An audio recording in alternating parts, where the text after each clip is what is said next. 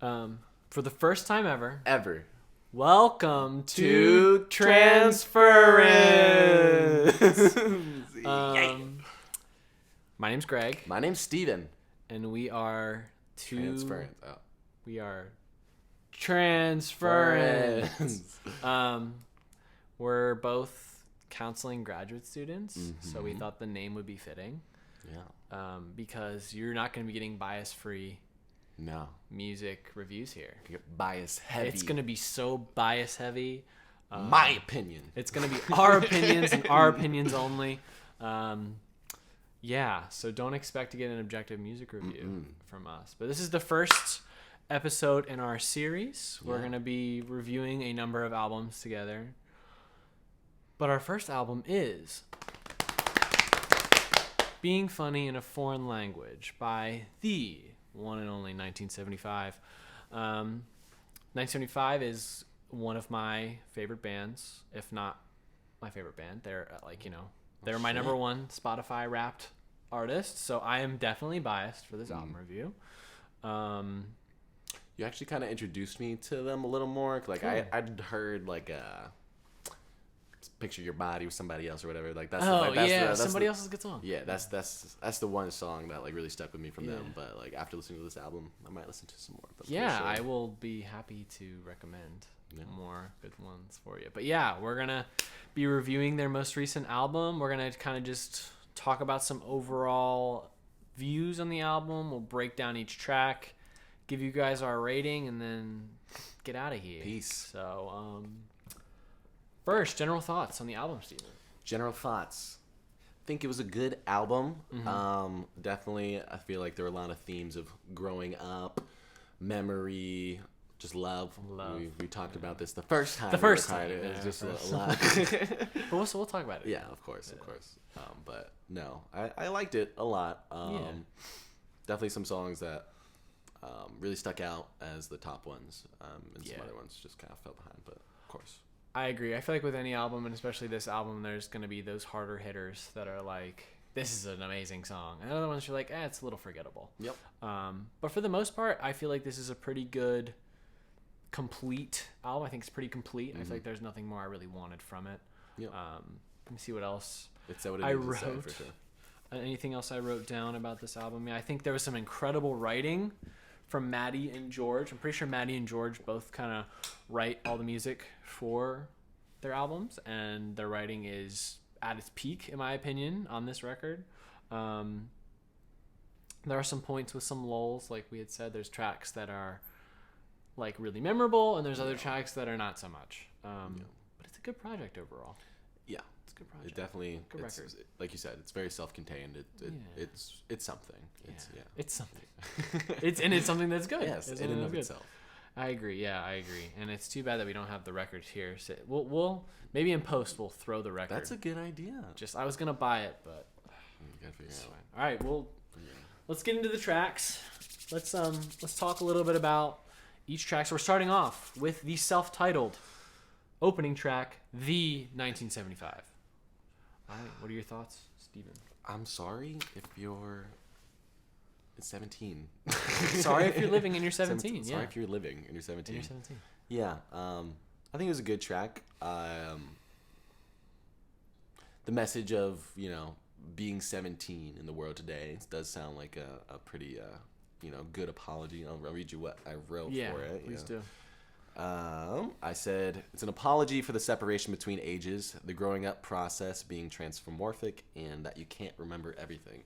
So I think like a part of him like saying like, I'm sorry if you're living in your 17 is because like he's been 17 and like we all kind of remember what it's like to be 17 at a specific time. And so like at this time he can't remember what it's like to be 17 because obviously he's not anymore. So like I feel like it communicates like that distance between those 2 points. I like that. Yeah, I like that. I feel like nostalgia can only convey so much, right? You're never gonna live that time. Right. You can't have nostalgia for everybody. You can only have nostalgia for like yourself and like your kind of age. Exactly. And I even like mentioned like, and I think you and I talked about this last time, is like how I think it's also kind of like a message to like, sorry if you're 17 living in 2022.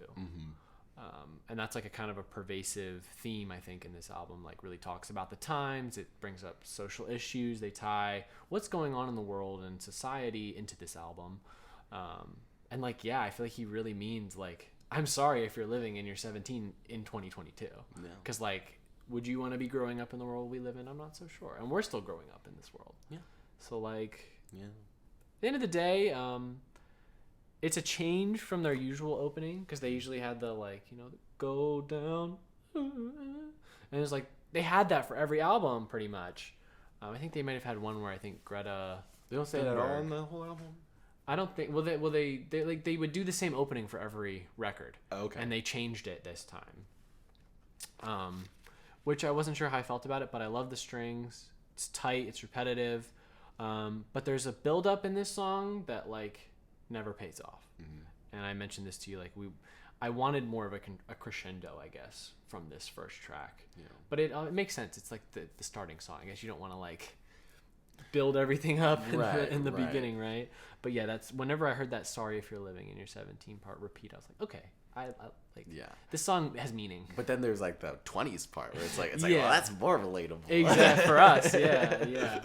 But I think the outro is good for this track too. I think it sets the tone very well for this album, which leads us into the banger that is Happiness. It's one gun. Again, when I told you when I first heard this song, I've been a 1975 fan for a while. When I heard this track, I was like, the 1975 is back. This, like, they are back in full force. Like, this is what I wanted when I heard it, because it was released as a single. It was my third most played song this year. Loved it. I want to hear your thoughts, though. Yeah. Definitely, like, hearing it the first time, didn't think about it being, a school shooting, like, about school shootings. That's the second one. That's the third one. That's the third one? Third track. I thought you said that's... Looking for somebody to love. My bad. You're good, bro. You're good, bro. Happiness. Right. Happiness. Roll it back. Happiness is just the one that's pure happy. It is just pure happiness. Not about the school shooting. That doesn't have They're similar. They're similar. Yes. Sounding, sonically. They both have definitely, like, major kind of, like, positive, like, vibes. It's got to the them. pop vibe. Yeah. But for Happiness, like, makes you want to dance. It makes you want to dance. Like, I literally danced with my girlfriend this morning, like I said before. To this track, yeah. And, like, it just makes you smile. It's just like, that's what music can make you do in terms of the positive side. It's just make you feel that emotion. And it's talking about, it says, show me your love. Why don't Show you? me Love. your love. Love is all over this album. Bring love. Love. We just Show love you love. Love. And again, we're going to say this, like, there's one takeaway you guys can take from listening to this is love. Love everyone. Show love. Spread love. Find more love within yourself. Find more love. Love others. Don't hate. Yeah. Just love. That's a good advice. But yeah, solid production on this one. The sick guitar solo. Adam Hahn, incredible guitarist. Really solid work. Love it. Good sax solo. To me, I don't know if you've ever heard this song. There's a song on their second record, I want to say, called She's American. And this kind of sounded like She's American 2.0 to me, which is like one of my favorite songs on their second record. But yeah, it's fun to sing along to. It is happiness in my mind. Like, it exudes happiness. Yeah. So, good track. Happy track. And then it leads into a track that has the same sound, but has a different message. And thus me getting them confused. Which is understandable. Looking for somebody to love. My first listen, I was like, this is my favorite track on this record. I was like, I listened to it probably 4 times the day the album released. I was like, play it again. I listened to it back to back when I first heard it. I was like, this is a good song.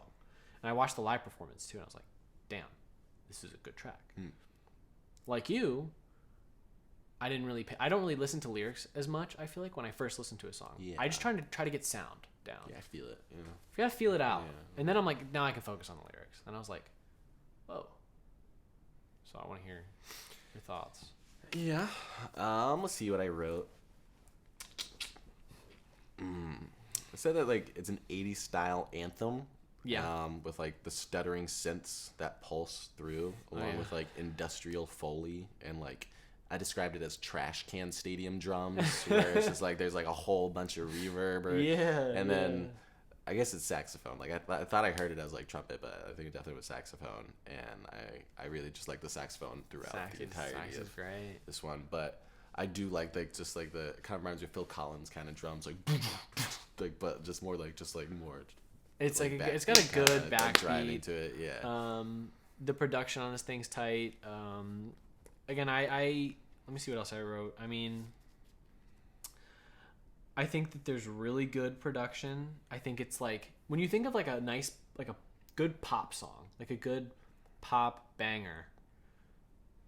This is the song I think about. Like this is the type of pop song. Yeah. And it's like the perfect length. It's like 3 minutes, not too long, not too short. Super digestible. Yeah, super easy on the ears. But again, it blends those kinds of social issues of the phenomenon of school shooting. Ooh, which is kind of like something that is pop within itself in some way. I guess. Like in a very like, you know, in kind a of dark way, way. macabre kind of way. Yeah. But like it kind of has become like because of like it's kind of everywhere and it is such like I guess that really hits you in the heart whenever you hear about something like that because that's just, you know, that's children, that's innocence. Yeah, I think that it's really talking about love. It comes back to love. They're looking for somebody to love that they don't have. And we talked about how isolation plays a huge role in a lot of these, you know, school shootings that we have that are going on. A lot of these school shooters, I think, probably don't have anybody in their lives that love them, and they're just looking for somebody to love. And how they're able to make that into like an upbeat pop song, I don't know, but they do it really well. Yeah. But yeah, it's like kind of a dark song, if you really think about it, despite the like upbeat. It is, you know, and vibe. I don't know. It's definitely it's a thinker. It's a thinker. Definitely. I would agree. There's a lot of kind of juxtaposition there. Yeah, yeah, I'd agree. It's very strange. It's like, you know, you have that dichotomy of like pop, fun, happy, but it's about like the darkest part of like our culture. Somebody like, you know, one of the darkest rolling parts. through the field, somebody crying on the phone, somebody picking up the body of somebody that they were getting to know, like. Yeah, like fun. Like seeing that, like idea, minus like minus the vocals, like that's like kind of sad. the like I don't know, the whole idea of like a school shooting is just I couldn't even like consider it. Like it's just I can't even imagine what it's like. And I think that this song conveys it in a way that's digestible. I feel like it kind of conveys like your view kind of like of like not being able to like we're also, understand it. I also like, think like, it's like this actually just kind of dawned on me like how like we're so used to seeing it that we're like so desensitized. Oh, another school shooting. Oh, another shooting. Yeah. So it's like let's just throw it into a pop song. There's Ooh. just we could talk about this song for a long time. I think we should move on. Yeah, we should. It's definitely one of the best songs on the album. Pop wise, like for it's sure. a pop, great pop banger. Brings up social issues. Ties it all together very well. Good track. Moving on. Part of the band. I have mixed feelings on this track, and I want to hear your feelings on Part of the band. Part of the band. You start. I don't remember. I will start. Like, this is one of the ones that keeps slipping from my head. Yeah, it's understandable. It was a single that they dropped. When I first listened to it, I was very mixed. It was like she was part of the right. Yeah. That one. Yes. I think it encapsulates the vibe of the album well, and I really like the instrumentation on this thing. Got the violins. You got, I don't know if there could be viola. I'm not a master at instrumentation and knowing what all instruments are, but it's very big band kind of feel. It has like the nice. I think you said staccato. Yeah. Strings, right? Yeah. I think that describes staccato it like strings, like you know, and then it builds up, and then it breaks into a acoustic guitar. with like wasn't there's like some like glimmery dreamy sounds. Yes. You got the little triangle. You know, like it's very like I don't know how to ethereal, drifty. Yeah, I think the songwriting is really solid. I think this is where their songwriting really shines. Yeah, definitely. Like you said, it embodied like the album, like this song specifically embodies the writing style. Yeah, I would say. I would agree. He's like flowing into thoughts and another thought. Yeah, it's like in the way he connects thoughts. Like yeah. Well, again, I'm telling you, Maddie and George were like they were writing some solid songs on this album, and this isn't one that like I typically like listen to and enjoy a whole lot. Like I enjoy it when it comes up, but it's not a track that I'm like, I really want to hear part of the band right now. Right. But when I listen to it, I'm like, I enjoy this song. Yeah. You know, it's a good song. And it's a part of the album. It's a part of the band. It's part of the album. It's part of the band. Not the saxophone though. It's Yeah. because the saxophone stands out. Saxophone this stands one out. doesn't stand out. Yeah, this one doesn't have it has no big payoff, but I like it. Mm-hmm. And I think we were even talking about like the atmosphere last time of how it reminds you of being in a city, kind of like walking around, kind of like your head spinning a bit, like just like telling a story, like reminiscing, like that kind of thing. And for me, I feel like it exudes like relaxation of being in the country, which was, I saw that was so funny how like you and I perceive it differently. How it's like this has these. I think it's also maybe apart from the music video. I watched the music video, and they're like kind of in the countryside. But that could be. There is like a busy part of it, and there's like that calm part. But when they're playing the guitar and like it just feels like peace and like just being away from, like, because I feel like it has the sound and then it goes into peace, and I like that switch up. I really like that switch up. So yeah, and I also think that some of the themes of like self-deprecation are talked about and explored, which are explored a little bit later on throughout the album from Maddie. So good little introduction to that. But it's a very relaxing track. Anything else you want to add? Not particularly. Yeah. Pretty good. Now we're moving into, I think, a song that was also kind of forgettable. Oh, Caroline. Yep. I think it's a good middle anchor for the album. But are there any things that you remember from Oh, Caroline that you could think about right now? I know we talked about it like less than 30 minutes ago, but honestly, no. I think it's simple. Yeah. It's lyrically, I wrote like lyrically, it's nothing crazy. It's a simple track, but that's what made it good in my mind. Is like it's nothing like, it's easy listening. When I would listen to the album, like just like for like the first few weeks, I would actually go like looking for somebody to love. I would skip part of the band. I would listen to Oh, Caroline, and then I would go to About You, which we will talk about later. Great track. I like Oh, Caroline. I think it's fun. I think it's simple. But I mean, like, it's not totally memorable. No. I mean, do you? Hence me not remembering. Like, if you like, again, like, you just give me a snippet and then I'll go. Oh, Caroline.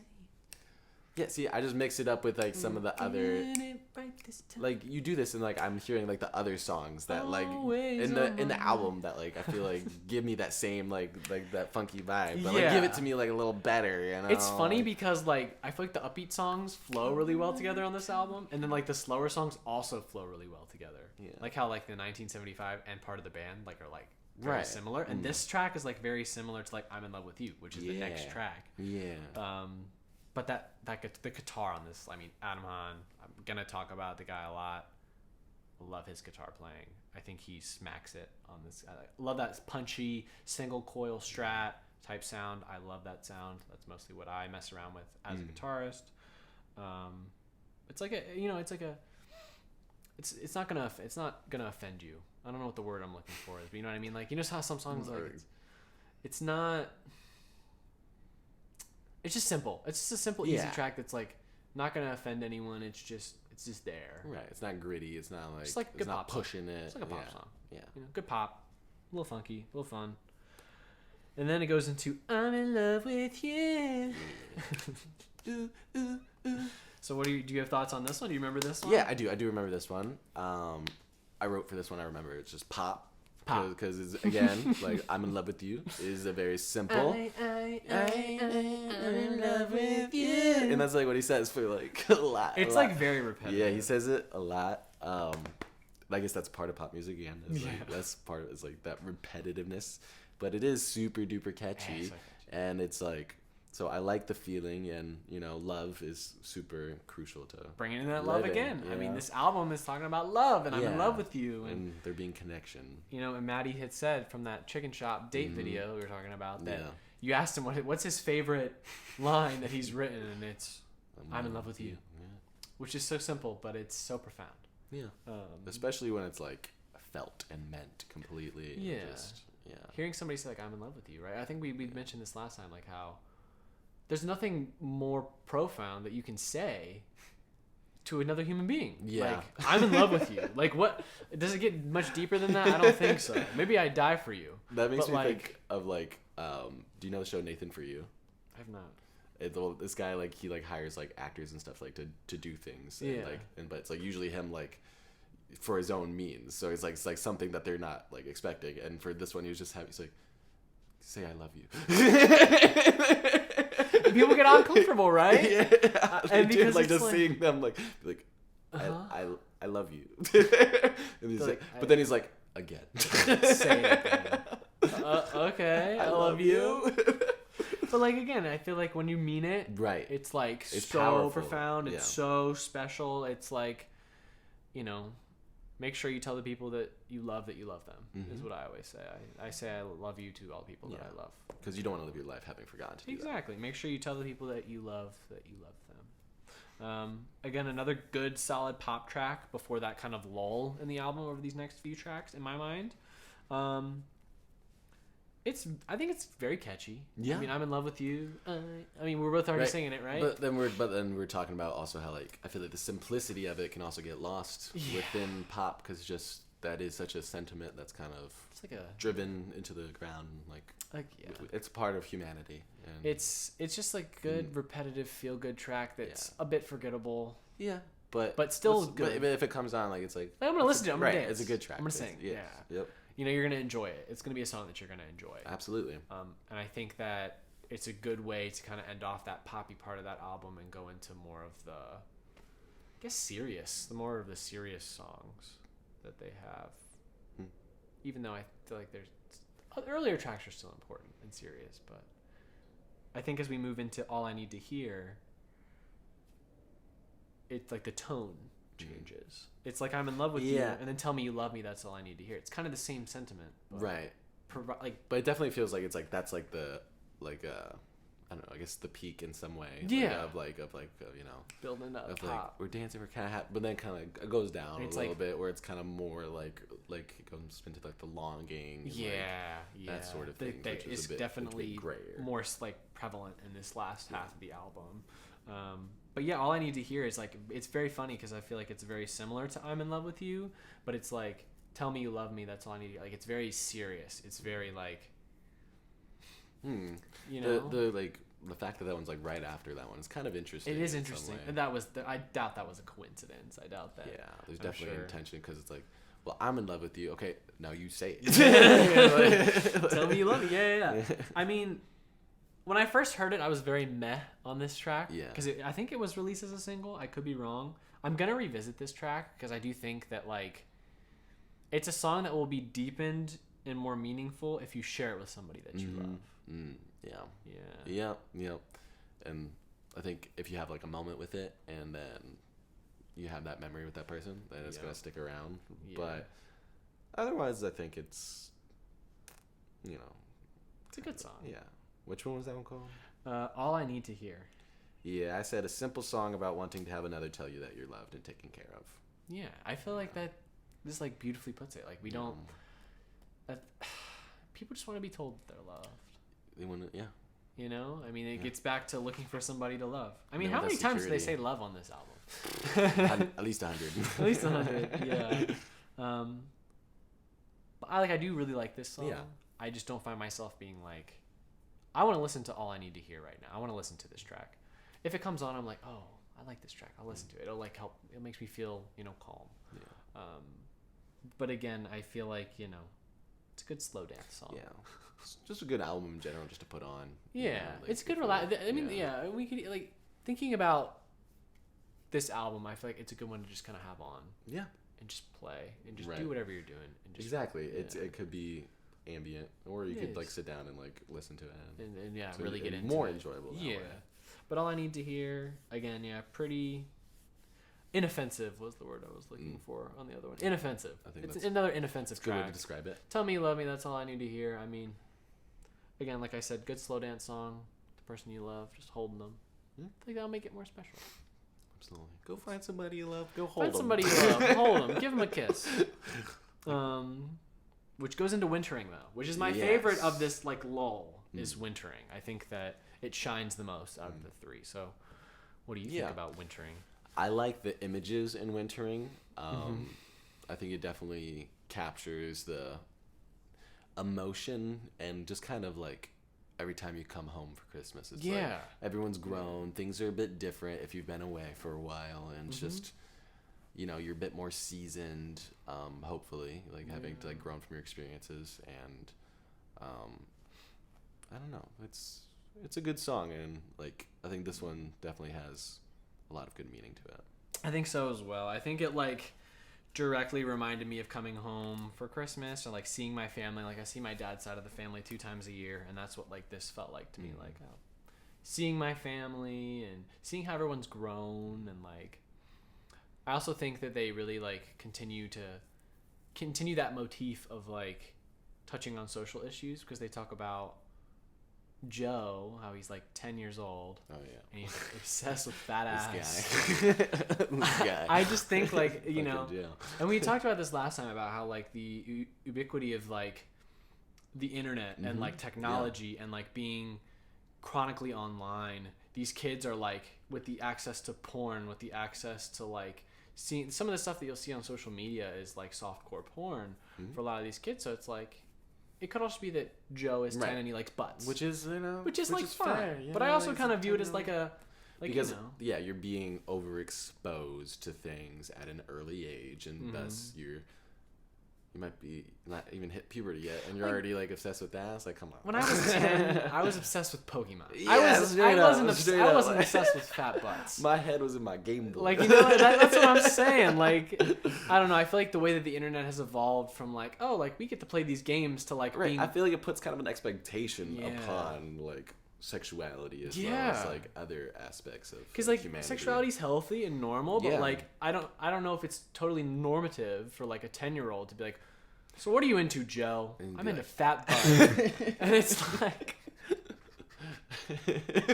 like he's just using his hand, you too. know, like Joe's like, I like fat butt. I mean, that's funny. That's like my favorite line on the album. But I also remember you mentioned something about aging. So what do you want to talk about, like wintering and aging? Yeah, so I feel as if just the title wintering is like good, because it kind of reminds me of like Game of Thrones, where it's like something that would be said there, where it's like you've been wintered, like you've had more experience, like you've been through some trials, like you're starting to like have a more firm sense of life. You're wintered. Yeah. Interesting. And I think that always in winter, you know, it's always a bit of a contraction, and there's a lot of growth that comes through that season of like what happened that year, you know, like that's what comes with towards the end of the season. And I think that even in like the track, like they mention aging in like a funny way, because he talks about giving his chair to his mom because his back's bothering him, and she's like, don't put that line in the song, but he's like, woman, you're 64, you're getting older, and like aging is like an inevitable part of life. And like we mentioned how some people only see their families like once or twice a year at these holiday gatherings. Like I feel like that's what makes this song probably really special for some people that may only see their families at the holidays. And I think this song encapsulates that really well. So yeah, I agree. Any other thoughts on wintering before we move on? No, just again with the writing style, I think it definitely is that same, and I think that it works very well. The boys were in their bag. They were in their bag, man. Yeah. The writing on this album is just thoughtful. It's very thoughtful. Very thoughtful. Yeah. Yeah, and there's just like funny moments too. Like I like that too. It's so, like you said before, it's self-aware. It's very self-aware. And yeah. like, but in a good way. Yeah, Maddie, George, they did a good job. Now Human 2. 'Cause I'm human too.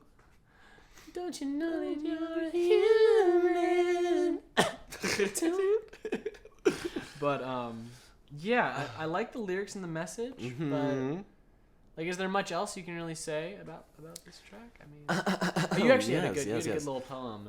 A vulnerable and gentle ballad about our shared humanity and the complications that come with that fact. Okay, say more. So, like, being human, like, what does that mean? That's like being able to be your most self, like to be, because like I feel like you can fall short of being human. Like, well, I mean, maybe not. That's a weird way to phrase that. I don't think so. I think like if you view it from a lens of like, if we want to bring in our psych background, like self-actualization and like reaching your full potential and flourishing. Can you be more human than less? I feel like you're always human until you're never less human. I guess. I don't know. But I guess what I Either way. meant, like, primarily is that, like, being, like, you are the most yourself when you are, like, having love in your heart and you're having an experience with another person. Yeah. And I think that's what this song is a lot about. It's about Yeah. connection and being able to, like, be, like, are you human? I think is how, like, the song, like, kind of ends. And it's just kind of like... The way I also viewed it was, like, I make mistakes. Like, we make mistakes. Like, yes. We're going to mess up. Yes. Like, you know, Yeah. sometimes you forget to hit record. And I didn't hold anything against you. I forgave you because I care about you. And we're buds. There you know we what go. I mean? I'm human too. We're Exactly. human too. But that's the thing. I'm human too. I make plenty of mistakes, man. Yeah. And I think that it's a beautiful song. It is. It's a beautiful song. very And it's emotional. it's poignant. Mhm. I think poignant is a good word to describe this song. But it's not a song that I'm like, again, it's not a song I'm going to be like, I really want to listen to this track right now. But when it comes on and like I'm really feeling it, like I feel like it'll help me to like center myself, get relaxed. It's definitely deeply emotional. Reminds you and, of your humanity. Yeah. And your, you know, how we're all fallible and we all mess up. and we're all like, insecure. And We're all, like, all that stuff. Yeah. And we're all in it to... All in it. Again, this is another song I want to revisit in like a year now and like see my thoughts if they've changed. So we got the big bad best track on the album. Excuse me. You're excused. About You. Oh yeah. This track. No, I can't remember. It's the same thing that made my heart surrender. Anyways. Wow. Good song. Maybe cry. Yeah, tell us about it. Yeah. So I think this was like the first listen through. I was on my way to work, and just I was listening to it in my car, and then with like it was like finishing as like I arrived and to work, and I just sat in my car and like heard out the rest of it and just like closed my eyes, and I just felt like the warmth of it and just like and just the longing, and like, you know, it's so human too. Yeah, this song does feel like it feels like a very, I feel like longing and yearning for someone or something or a time in your life is just such a natural human emotion. Yeah. And I think that you can really get lost in like that feeling, and you can really get lost in this song. I think that through like that wall of sound that they kind of hit you with, you got that reverb, you got lots of instrumentation going on, it's very like ambient, and like it reminded me of like shoegaze and like that droning guitar with that saxophone cutting through to like lead the way. It's a great song. It's about longing, it's about nostalgia, and I feel like for somebody like going through a breakup too, this may hit really hard for them. Absolutely. But I think you had mentioned how like it could also apply to other loved ones or times in your life. Yeah, or like even like about yourself, you know? Yeah. Like thinking about your past self, and like I remember who I was, you know, like at that certain time, even if I'm not necessarily that person. Yeah. Yeah. I made a little please thing. Please share. This one was a tale of remembrance and forlornness with exciting and transcendental energy. Mystic saxophones top a wall of glowing reverb. It's a wall. Yeah, it's a wall. big old wall. I like the whole transcendental comment too, because I really do feel like this is like an out of body song to me. Yes, it's definitely like your spirit's remembering. Yeah. Like it's like you're remembering, but it's also like that loving, that part of you that's like, you know. This is a track you're gonna wanna lay down and just like blare it, just be like surrounded by this song. Did you think I have forgotten? And I gotta say, Carly, I'm pretty sure her name is Carly Holt, Adam Hahn's wife, who came in for that little line, man. I was like, Carly, I wish. Now I can remember it's the same. I wish she had other stuff. I'm not sure, you know, if there is anything else out there that Carly has made. But yeah, I would love to hear more from Carly. She's got a beautiful voice. Love their voice. Good stuff.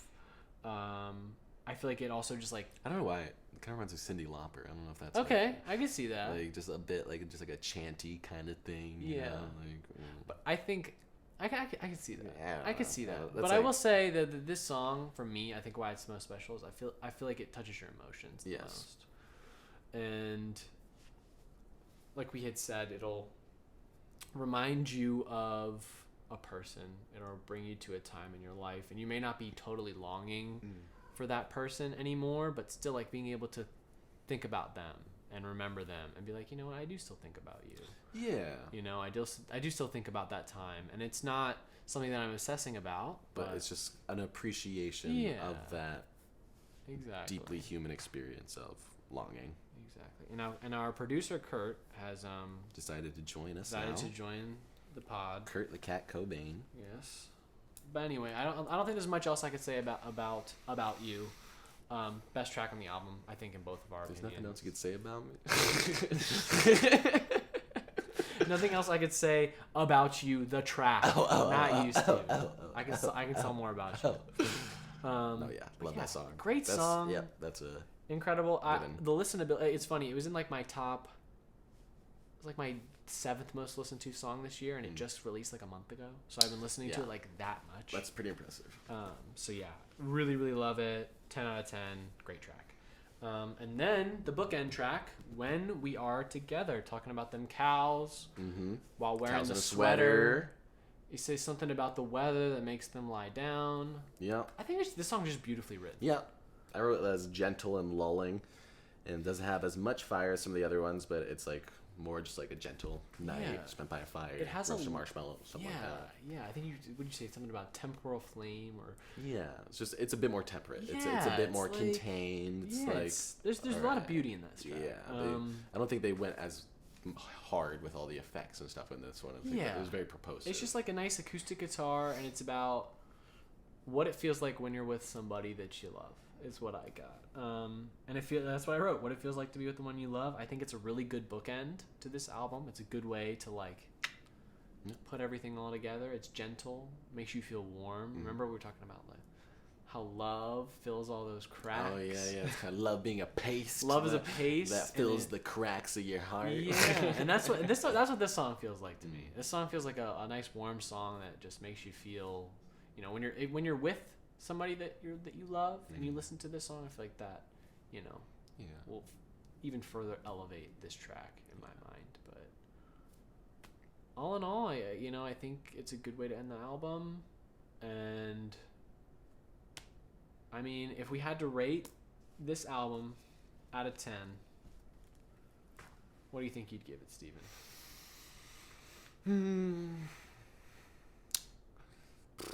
I'm gonna say an 8. I was like thinking about maybe lowering it a little bit, just because like there are a couple songs like again that just like didn't really hit, but like the fact that there were like 3 or 4 songs on it that are actually like that's pretty impressive for an album. I feel like usually like you're hard pressed to find one that's like you're like, okay, I'm gonna integrate this into my regular listening. But with this one, there's definitely like 3 or 4. It's like I'm gonna start listening to these pretty frequently for the foreseeable future. I think 8 is a great. I mean, I'm pretty much at the same spot as you. The more I think about it, I was like between 7.5, 8.5, 8. I think the more I think about it, I'm probably just at like an 8. I think this record is a nice, solid 8 in my mind. Abstract pop. I think it's it's like it's pop, but it's not. Right. And spoken word in some sense. Yeah, like, honestly. Style, like, well, their songwriting's poetic. Yeah, it's very poetic. Yeah. Yeah, at the end of the day, the listenability on this, I think I'll be listening to this for a while. It's not my favorite 1975 album, but it's a damn good album.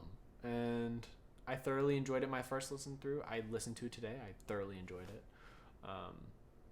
Yeah, nothing really like negative to say other than songs that just don't pop as much. Yeah, but some do pop. Some do pop. And that's what's enjoyable. And they pop, and they're memorable. And they pop, and they lock, and then they drop. They drop it. Polka dot it. Countrify it. Hip hop it. Hip hop it. Side to side. You know what I'm saying? Stick it. Slide. So next time we will be covering Hannah Montana's country album. What's it called? Hoedown Throwdown. Hoedown Throwdown. Just that song. So please tune in next time. Like, subscribe, comment, hit that bell notification icon. Follow us on social media. Follow us on socials. Again, if like 10 people listen to this, I'd be ecstatic. Hi, Dad or Mom. Hi, Mom. Hi, Dad. Hi, Morgan. Hi, Aaron. Hi, Grace. Hope you guys there? are listening. Yeah, that's pretty much a wrap. Thank you guys for listening to Transference. This has been Transference. Yeah, we will catch you next time with... Steve Lacy's latest album. We'll be covering Steve Lacy's latest record, which has the big TikTok song on it that all the kids are singing these days. All them damn children listening to Steve Lacy. Then they go to the Steve Lacy album, and all they know is that song. Or the Steve Lacy tour, and all they know is that song. I'm excited to cover that. Me as well. But yeah. Bam, that's a wrap. Thank you guys for listening. Better recorded. I love you. Remember to love.